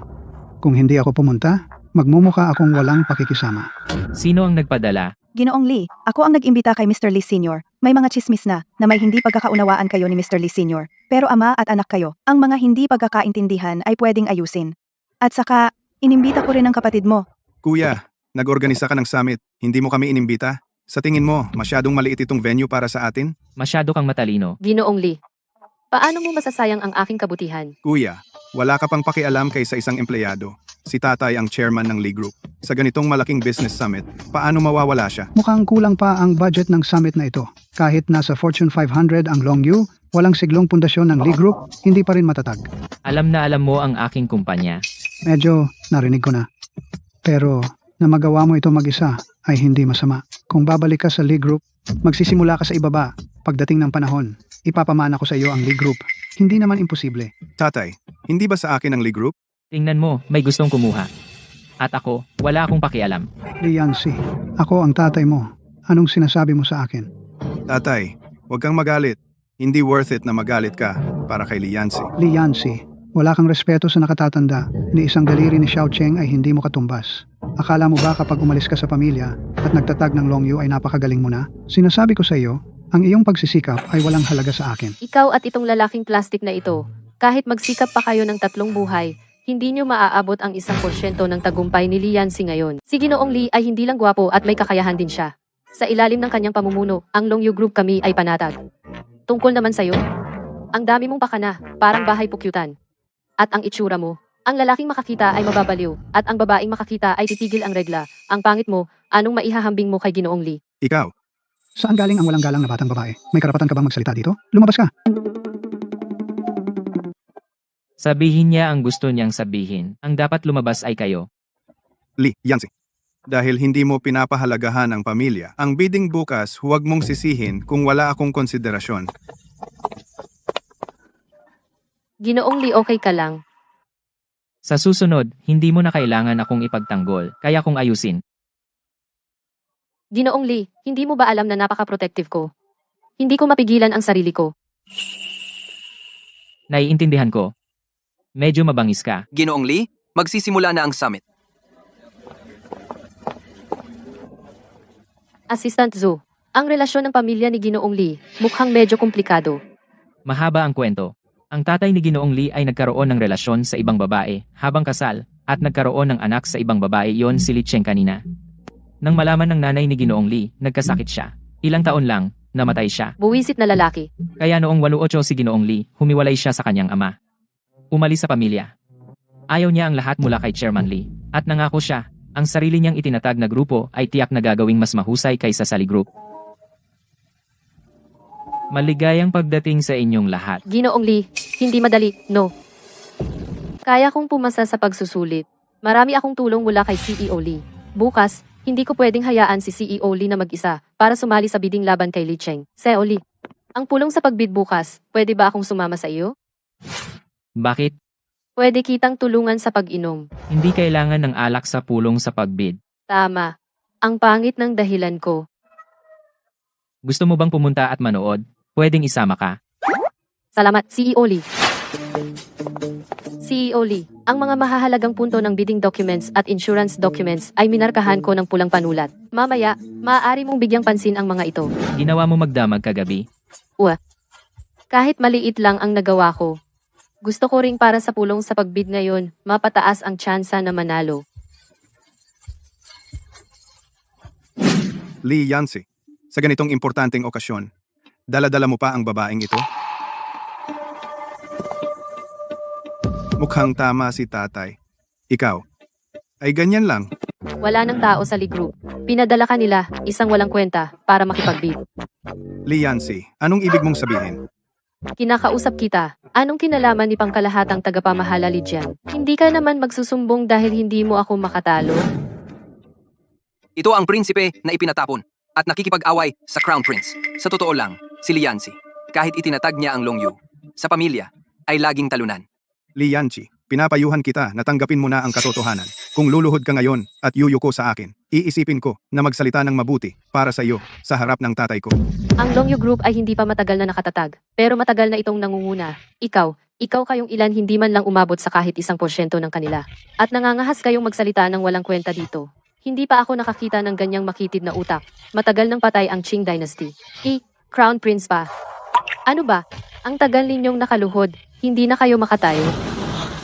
Sinta, Ayaw mo na ng kamay mo? ang sakit, Li Yanqi. Bitawan mo ako, mababali na kamay ko. Sa susunod, magsipilyo ka muna bago magsalita. Magsisimula na ang bidding, Li Yanqi, makikita natin. Pumunta ka talaga para tulungan akong mangaway. Hindi lang siya ang sinaway ko, pati ikaw. Tanggihan ang pera, bobo. Kung ako, babawiin ko ang ari-arian. Akala mo ba ang hindi pakikipag-agawan ay marangal? Oo, medyo marangal nga. Pero hindi naman kailangan maging marangal sa buhay. Hindi ko naman sinasabing hindi ko babawiin ang ari-arian. Hindi pa oras. Ayun naman pala. Sana maganda ang samahan natin. Hindi ka ba marunong manakot? Bakit tahimik ka? Hintayin niyo ako. Bakit ang aggressive mo ngayon? Ayoko lang na inaapi ka ng iba. Ginoong Li, ang oras para sa pag-renew ng marriage certificate ay ngayong hapon. Sakto lang kung pupunta tayo ngayon. Ah, sige. Tara na. Sumakay ka ng taxi pa uwi. I-reimburse ko ang gastos. Bakit mukhang kakaiba si Ginoong Lee? Ginoong Lee? Ano iyon? Ginoong Lee, nagkataon na kailangan ko ring mag-renew ng marriage certificate. Baka pwedeng sabay na lang tayo? Tingnan mo naman. Kung kasama ko ang boss sa oras ng trabaho, para sa business trip, hindi na ako kailangang mag-leave. Alam mo naman, kapag nag-leave, bawas ang sweldo. Ang liit ng pangarap mo.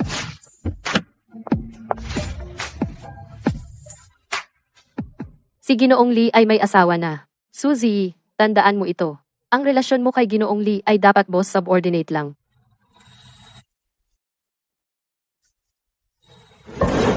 Siya ay may asawa na. Ang inyong marriage certificate ay na-renew na po.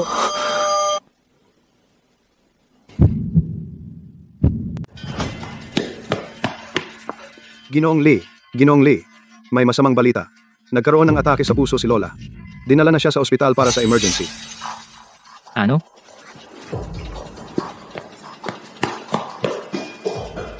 Ayos naman si Lola.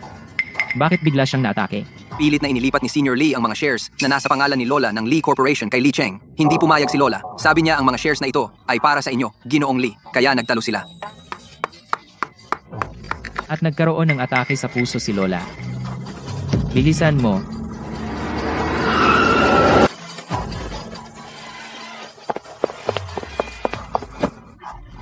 Kung may mangyari kay Lola, hindi kita patatawarin. Tay, ayos ka lang ba? Li Yanqi, paano mo nagawang saktan si tatay?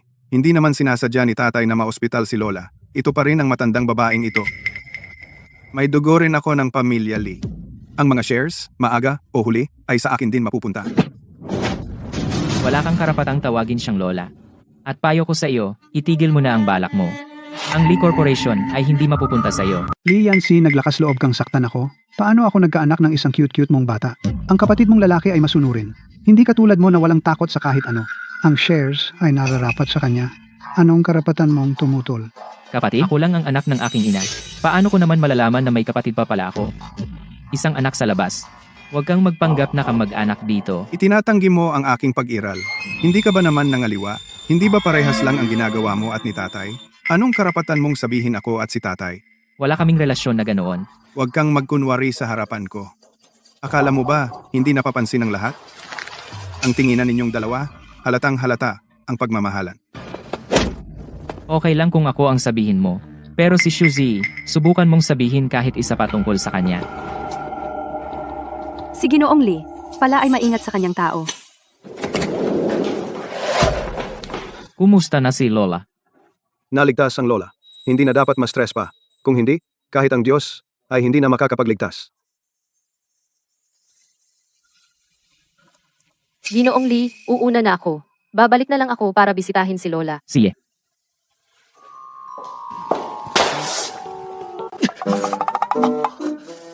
Hindi ko nakita ang daan.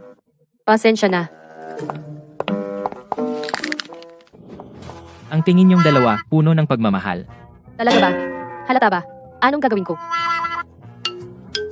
Shuzi, simula ngayon, maliban sa trabaho, iwasan mo si President Lee. Ang tingin niyong dalawa, puno ng pagmamahal. Binigyan mo ako ng balat ng dalanghita.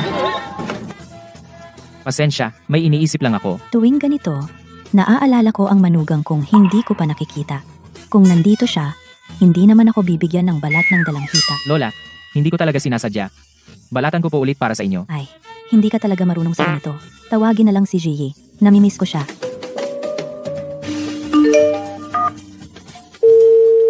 Kumusta? President Lee, marami akong trabaho ngayon. Kung walang importante, huwag mo na akong tawagan. Bye. Sigurado bang may nagawa kang masama sa kanya? Malamang wala. Sabihin mo sa kanya na may importanteng business dinner ako ngayong gabi. Tingnan natin kung anong meron. Ang sarap ng roasted duck ngayon. Anong ginagawa mo at sobrang busy? Hindi ka man lang nag-reply sa akin. Mga trabaho lang naman. Kung hindi dahil natatakot akong mabuli ka sa dinner, hindi ako pupunta. Pero hindi naman kayo uminom. Roasted duck lang. Tara, ihahatid na kita. Naiwan ko bag ko sa private room. Kukunin ko lang. Mauna ka na.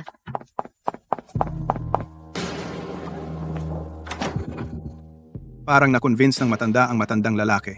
Ibigay kay Li Yanqi ang shares. Hindi ko siya bibigyan ng pagkakataon. Sa supplements niya, nilagyan ko ng gamot. Pagkatapos ngayong gabi... Sino?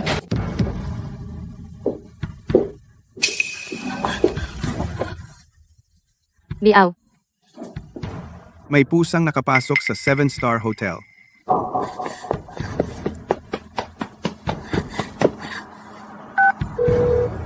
Ginoo, nandito ako. Ginoo, bilisan mo, bumalik ka para iligtas si matandang Ginoong Lee. Kakarinig ko lang na si Li Cheng mismo ang nagsabi na naglagay ng gamot sa mga suplemento ni matandang Ginoong Lee. Sumakay na.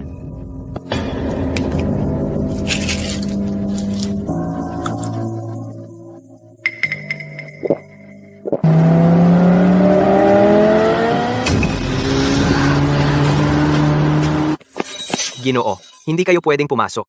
Inutos ni matandang Ginoong Lee. Kung wala ang permiso niya, bawal kayo pumasok. Kuya, may nangyari sa inyong matandang Ginoong Lee. Pumunta kami para iligtas siya. Hindi naghihintay ang oras. Pakiusap.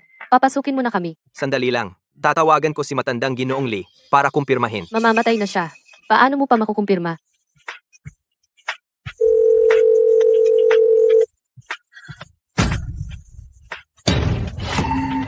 Matandang Ginoong Lee.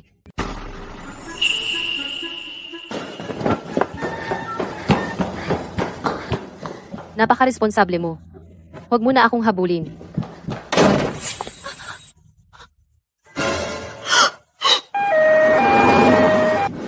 Tatay, maayos ka naman. Paano ka napunta sa ospital? Doktor, kumusta ang tatay ko? Lao Lizong. Namatay dahil sa lason. Dinala ng huli na. Hindi na siya nailigtas. Paano nangyari ito? Namatay ang tatay mo. Bakit ka tumatawa? Li Yanqi. Ano? Matagal nang gumawa ng testamento ang matandang ito. Ibinigay sa akin lahat ng ari-arian. Wala kang makukuha sa huli. Ikaw ang may gawa ng aksidente niya? Kung ako nga, kung hindi, pinahiya niya ako at ang nanay ko. Nagdala ng kahihiyan sa loob ng maraming taon. Ito ang nararapat sa akin. Noong sandaling ginawa niya ang testamento, gusto ko na siyang mamatay. Walang utang na loob na anak. Tatay, bakit hindi ka namatay? Buti na lang dinala siya agad. Naging matagumpay ang paglalaban ng tiyan. Paano mo nalaman na may mangyayari sa akin? Hindi mo na kailangan malaman iyon. Ang kailangan mo lang malaman na si Li Cheng ang may gawa nito. Akala mo paniniwalaan kita? Bakit sa tingin mo nalason ka? Sa pamilya Lee, ikaw na lang at si Li Cheng ang natitira, di ba? Tiyak, may ibang dahilan. Siya ba? Subukan natin. Malalaman din natin. Ano ang gagawin ninyo? Magkunwaring may sakit.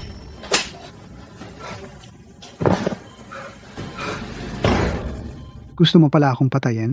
Ikaw, Tatay, ako ang nagkamali. Isang sandali lang na naloko ako. Matagal na akong nagsisisi. Patawarin mo ako, tatay. abogado. Abogado, lahat ng aking ari-arian, ilipat sa panganay kong anak na si Lee Yancy. Tatay, At si Lee Cheng naman, papaalisin sa pamilya Lee. Wala siyang makukuhang kahit isang sentimo. Tao, ilabas ang rebelding ito. paano mo magagawa ito sa akin? Alam mo ba kung paano ako namuhay nitong mga nakaraang taon? Sa harapan, iginagalang nila ako. Pero sa likod, tinatawag akong anak sa labas. Marami kang ginawang kasalanan. Dapat matagal ka ng patay. Yancy, nagkamali si tatay. Malaking pagkakamali. Huli na akong natauhan. Patawad sa inyo. Ikaw? Tanggapin mo pa ba ako bilang ama mo? Bakit mo naman naisip na? Kung humingi ka ng tawad, dapat ko bang tanggapin? Ang sitwasyon mo ngayon ay sarili mong gawa. Umalis ka.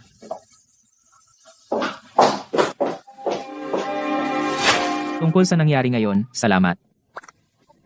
Walang anuman. Bilang empleyado mo, kailangan kong protektahan ang interes ng boss. Uuwi na muna ako. Mukhang nahulog na talaga ako kay Shuzi, President Lee. Pwede mong tanggalin ang mukhang. Madaldal ka. Huli na akong dumating. May asawa na siya. Pero President Lee, hindi kailanman nagpakita ang asawa ni Xu Ziyi. Baka naman hindi sila nagmamahalan ni Xu Ziyi at ng asawa niya, kaya sila nagpakasal. Pumunta ka sa opisina ko. Ginoong Lee, tinawag mo ba ako dahil may trabaho kang ipagawa? Suzy, tumingin ka sa akin. Nasaan ang asawa mo? Mabuti ba siya sa iyo? Mabuti. Napakabuti. Huwag kang mangialam. Aalis ako para magtrabaho.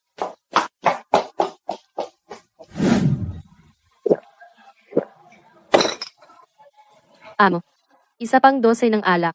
Binibini, mas mabuti pang huwag ka nang uminom. Ikaw lang ay nakainom na ng para sa 10 lalaki. Anong silbi ng pag-inom? Ang iba uminom para lunurin ang kalungkutan. Pero ako, lalong lumilinaw ang isip ko. Walang saysay. Amo, magbayad na tayo.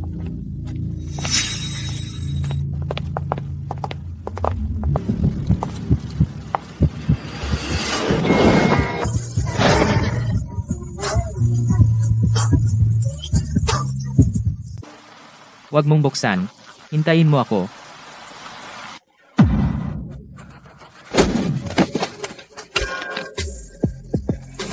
Mali ako. Pakiusap, bitawan mo ako. Hindi ko na uulitin to. Ang mga salitang ito. Huwag mo nang sabihin sa akin. Alisin mo na.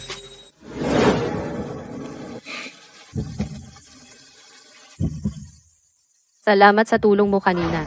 Gabi na. Bakit ka mag-isa umiinom ng maraming alak sa labas? Kung hindi ako dumating sa tamang oras, ano kaya ang mangyayari? Ako.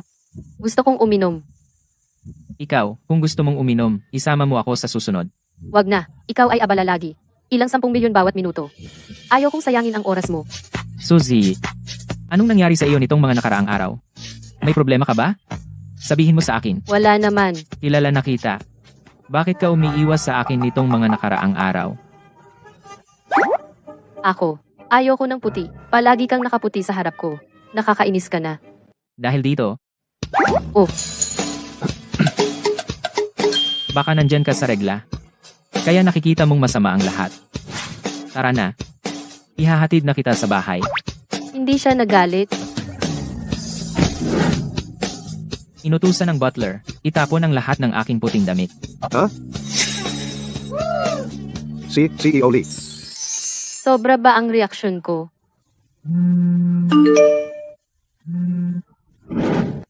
Ano kaya ang sasabihin niya sa akin ng ganitong oras? Ano ang gagawin ko? Pagpili ng outstanding employee. Kailangan mong dalhin ang mga sertipiko na pambansa. Tandaan mong dalhin bukas. Nanay, yung mga sertipiko ko noong high school at college. Nasaan ang mga sertipikong pambansa? Kailangan ko para sa pagpili ng outstanding employee. Nasa drawer ng TV cabinet. Hahanapin ko para sa iyo. Sertipikong pambansa. Kasama ba ang marriage certificate? Pupunta ako para tingnan.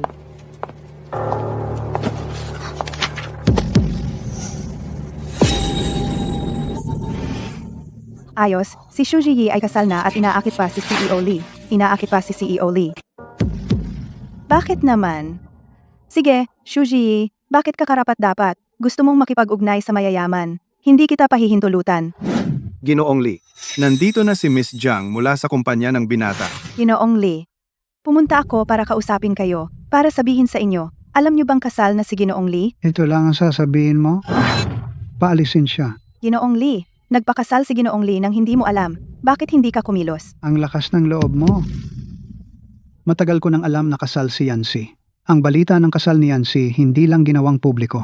Bilang empleyado niya, pumunta ka ng sarili mo para sabihin ito sa akin.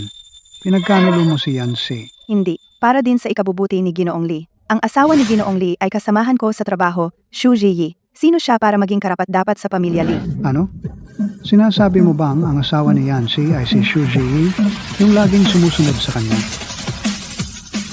Oo, Mr. Lee, hindi niyo po alam, si Xu Jiyi ay may masamang reputasyon sa amin. Hindi lang siya malandi, nang aakit ng mga lalaki kung saan-saan, at saka walang kakayahan at talento. Nag-iintriga lang sa mga kasamahan. Dati, may magaling na empleyado, pinatalsik niya iyon, ang kagaya niya, hindi karapat-dapat maging asawa ni Sir. Bigay mo sa akin ang numero niya.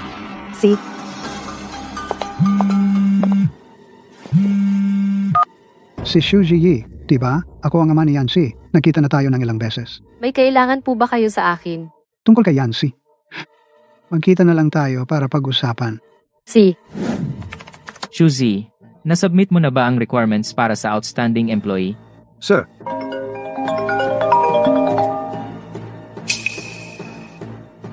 Sir, sabi ng gwardiya, si Xu Jiyi ay pinatawag ni Mr. Lee. Ihanda ang sasakyan. Diretso ko nang sasabihin. Malamang si Lao Lizong, pinatawag si Xu Jiyi. Binigyan si Xu Jiyi ng bank card. Paalisin si Xu Jiyi sa tabi mo. Subukan niya. Sa card na ito ay 50 milyon. Ito ay, Dahil sa mga nakaraang taon, naging bulag ako. Hindi sapat ang pag-aalala ko kay Yancy. Hindi ko alam na ikaw pala ang asawa niya. baka nagkakamali po kayo. Alam ko galit kayo sa akin. Ayaw ninyo akong kilalanin. Ang 50 milyong ito, tanggapin mo. Isipin mo na regalo ko ito sa iyo. Hindi ako dapat tumanggap nito. Talagang hindi ko ito matatanggap. At nagkakamali po kayo. Hindi ako ang asawa ni Mr. Lee. Tanggapin mo na. Alam kong hindi mo rin ito gusto. Pero bilang isang ama, ito ang aking pagpapala sa inyo. Si Yancy ay isang responsableng bata. Hindi niya kami pinahirapan ng kanyang ina. Pero sa totoo lang, mahilig din siyang maglaro. Isang beses, pag-uwi ko galing business dinner, nakita ko. Natutulog siya na may hawak na Lego. Oo nga pala. Si Yancy ay sobrang allergic sa alak. Huwag mo siyang hayaan na uminom ng alak. Kapag natutulog siya sa gabi, gusto niyang sumipa ng kumot. Hindi ko alam kung nung lumaki siya, nailagpasan na ba niya iyon. Paborito niya ang sweet and sour ribs na luto ko. Sayang, nagkasala ako kay Yancy.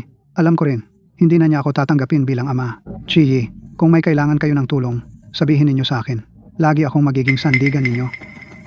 Suzy, hindi mo pa naisumite ang sertipiko. At pumunta ka rito. Ayaw mo na ba ng outstanding employee bonus? Yancy, bakit ka narito? Gusto ko lang alagaan ka ni Jiyi ng mabuti. Mali ang pinagkatiwalaan mo. Employee lang siya. Hindi ko kailangan ang pangangalaga niya. Pero sabi ng mga empleyado ng Longyu Group, si Jiyi daw ay asawa mo. Sino ang kumalat ng chismis? Siguradong aaksyonan ko yan. Chief Lee, naipaliwanag ko na. Chismis lang pala? Huwag mo nang pakialaman ang mga bagay ko. Hindi ka pa ba aalis? Bakit mo siya nakilala? Sabi niya tungkol daw sa'yo. Naisip kong tingnan muna. Saka kita sasabihan. Nag-aalala ka sa akin? Bilang subordinate, tungkulin kong protektahan ang interes ng boss. Ganoon lang? Oo. Ano pa ba? Sa susunod na hanapin ka niya, sabihin mo sa akin, huwag kang pumunta ng mag-isa. Chief Lee, handa na ang sasakyan. Tara na. Shuzi, Chief Lee, narinig kong tinawag ka ng matandang Chief Lee. Sobra kang nag-alala. Natakot na baka pumayag ka. Ang bank card na ibinigay ng matandang Chief Lee ay para iwanan siya. Buti na lang hindi ko tinanggap ang 50 million. Kung hindi, iisipin ni Chief Lee na nasuhol ako. Alamin kung sino ang nakipag-ugnayan sa matandang Chief Lee. Tawagin mo siya sa opisina ko. Opo. Chief Lee, hinahanap niyo ako. Ikaw yon. Ikaw ang nagkalat na asawa ko si Shu Zi. At dinala mo pa kay Lao Lizong. Chismis. Presidenteng Lee, ibig mong sabihin na ang asawa mo ay hindi si Shu Ji? Paano? Sa tingin mo, siya ang asawa ko. Oo, nakita ko pa ang marriage certificate ninyo. Presidenteng Lee, alam ko na, tiyak na si Shu Ji. Siya ang gumawa ng peking marriage certificate ninyo. Dati, ninakaw niya ang damit ninyo. Ngayon, gumawa pa siya ng peking marriage certificate ninyo. Presidenteng Lee, itong si Shu Ji. Tiyak na may masamang intensyon sa iyo. Huwag mo siyang pakawalan. Lumayo ka ng 5 metro sa akin. Pero sinabi ng empleyado ng Longyu Group na asawa mo si Ji Yi. Ang numero na iyong tinatawagan ay abala. Hindi sinasagot ng asawa ko ang tawag ko. Ang inyong marriage certificate ay handa na. Dati, marami ng pagkakataon na nagkataon. Baka nga si Shu Zi ay totoo ngang.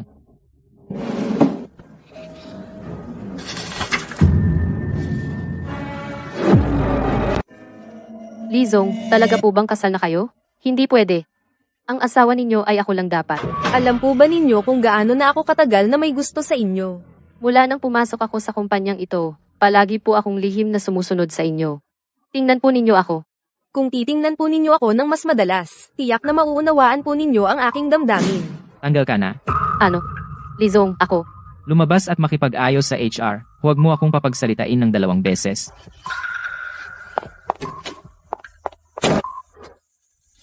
Sandali. Baka hindi pa niya alam. Shu Zi, Anong problema? Bigla mo akong tinawagan. Nakapag-set na ba ng date para sa divorce? hindi pa. Nais lang kitang kamustahin. Magandang gabi. Bakit ka biglang nag-good night ngayon? Sa makalawa ay birthday ko. Magplano ng romantikong pag-amin. Gusto siguro ng mga babae yan. Ito ba ay pag-amin mo kay Shu Zi? Ang pangalan ng asawa ko, at matapang ka pang direktang sabihin. Mahal.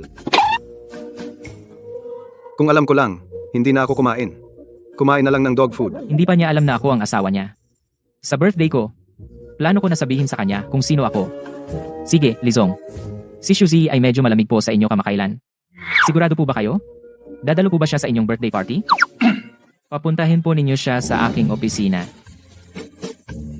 Lizong, hinahanap po ninyo ako. Sa makalawa ay birthday ko. Gusto po ba ninyong pumunta? May ginawa ako noong araw na iyon. Kaya hindi ako makakadalo. Marami kang tinulong sa akin, CEO Lee. Hindi man lang kita mabigyan ng birthday. Napakawalang galang naman yun. Kaya kailangan kong kanselahin ang aking ginagawa para makadalo sa birthday mo, CEO Lee. Talaga? Shu Zi, wala ka talagang kwenta. Nagpakita lang siya ng kaunting pagkadismaya. Pumayag ka agad. Paano mo pa makokontrol ang iyong puso? Ang mahalaga ay huwag magmadali. Isipin mo na lang kung ano ang ibibigay na regalo kay CEO Lee. Damit, kurbata, sinturon, sapatos. Lahat ng gamit ni CEO Lee ay custom-made. Hindi ko kayang bilhin iyon. Napakayaman ni CEO Lee. Ano kaya ang kailangan niya? Pwede akong magtanong kay Lola. Lola, ito ba ang bahay ni Mr. Lee? Bakit mo ako dinala rito? Nakapaghanda na ng mga sangkap. Maaari na tayong magsimula. Ang paboritong ulam ni Yancy ay ang sweet and sour ribs na ginawa ng kanyang ama. Ang ginawa ng iba, hindi ganoon ang lasa. Sa birthday party, pwede mong matutunan ito para kay Yancy. Naniniwala akong mararamdaman ni Yancy ang intensyon mo. Lola, huwag kang magkamali. Ang nararamdaman ko kay CEO Lee ay respeto lamang bilang superior. Sige, alam na ni Lola. Pumunta ka na. Ay, ang aking munting manugang. Itong bobong lalaki, ang tagal bago napansin. Si Ji Yi, ang manugang ng apo ko. Ayos, mag-practice ka pa. Siguradong matututunan mo ito. Mas mabuti nang hindi nasayangin ang mga sangkap. Mag-iisip na lang ako ng ibang regalo. Sa araw na iyon, baka pwede mong personal na ibigay kay CEO Lee gawin ang ulam na ito. Hindi na. Hindi niya ako gustong makita. Gawin ninyo ito ng palihim. Baka kapag natikman niya ang lasa ng tatay, masyado siyang maaantig, makikita ka niya. Sa oras na yon, itatago ko ito ng maayos. Kamusta? Guwapo. Ang pagtunog ng bell para sa IPO ng kumpanya. Hindi ka ganito formal noon.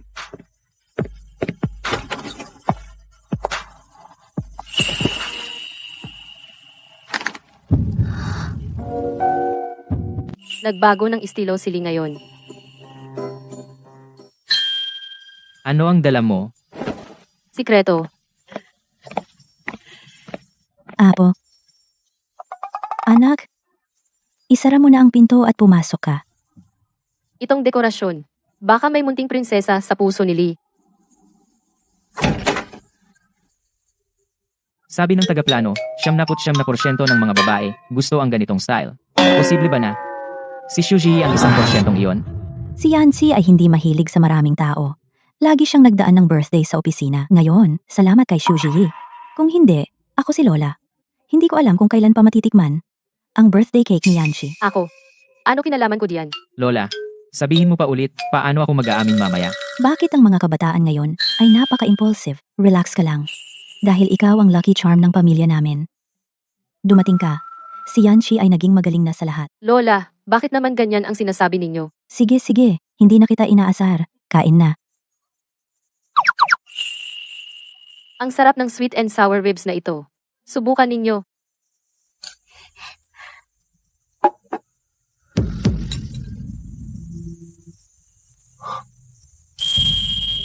Sino ang nagluto ngayon? Ano ba? Hindi mo ba gusto ang lasa? Kung gusto mo, papagluto ko uli ang chef. Hindi na. Mabuti naman ito. Salamat.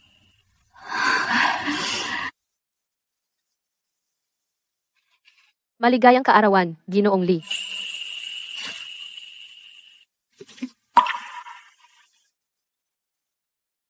Bakit mo ako binigyan ng Lego? Narinig ko na noong bata ka, natutulog kang yakap ang Lego, kaya siguro mahilig ka sa Lego, di ba? Pakiramdam ko, kulang ang oras mo para sa libangan. Kaya binilhan kita ng Lego. Tandang-tanda mo ang mga ito. Nagustuhan ko ang regalo. Ang laki lang. Kailangan mo akong tulungang buuin. Binili mo. Sabay nating buuin. Para maging kumpleto ang regalo. Parang may mali. Tara, magpa-family picture tayo.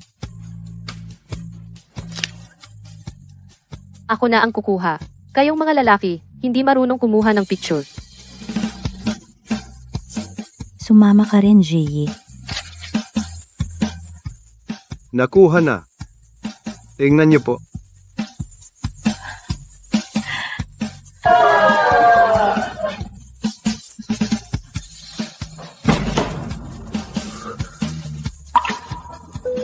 Minsan, pag-uwi ko galing sa isang business dinner sa gabi, nakita ko, siya natutulog na may Lego. Favorite niya ang sweet and sour ribs na ginagawa ko. Pero sayang. Ang sarap ng sweet and sour ribs na ito, subukan nyo. Tama na. Hindi na babalik ang dati, hayaan na lang.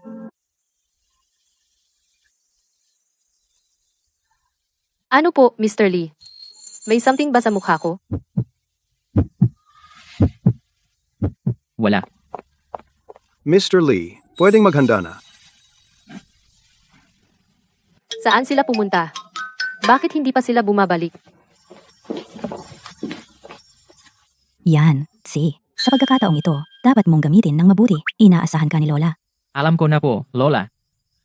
Lighting team, maghanda. Camera team, maghanda. Atmosphere team, maghanda. Mr. Lee, pwede nang pumasok. Suzy.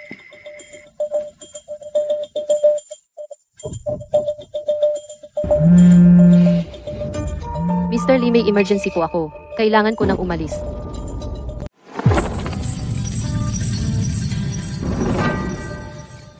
Magro-romantic confession ako sa asawa ko. Ano bang ginagawa ko dito? Umalis na. Wala naman siya. Ano ang kinukunan mo?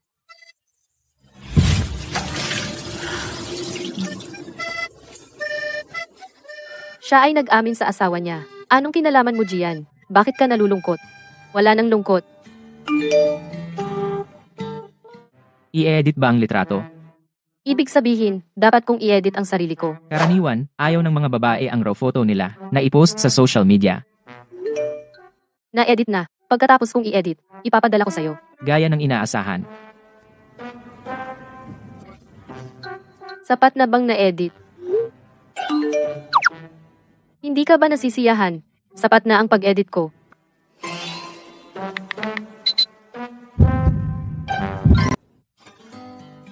Siguro naman akala mo hindi ako marunong mag-edit. Suzy, anong karapatan mo? Hindi ka karapat-dapat.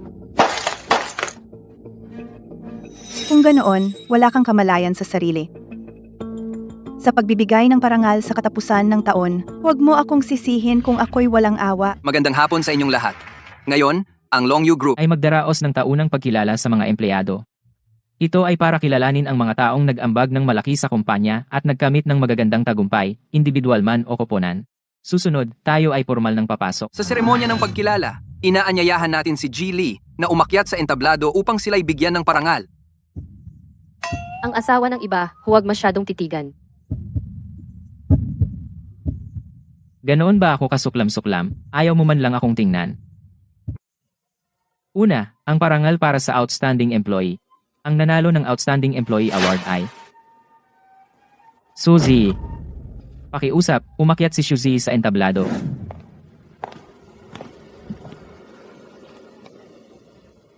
Binabati kita. Salamat sa inyong lahat. Ngayon ay maaari kong Suzy, ang cute mong maliit. Paano ka naging karapat-dapat?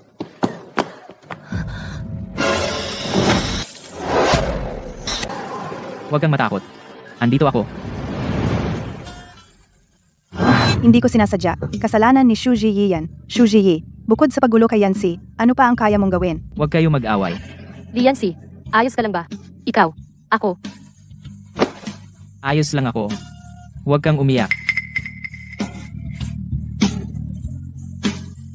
Buti naman at okay ka.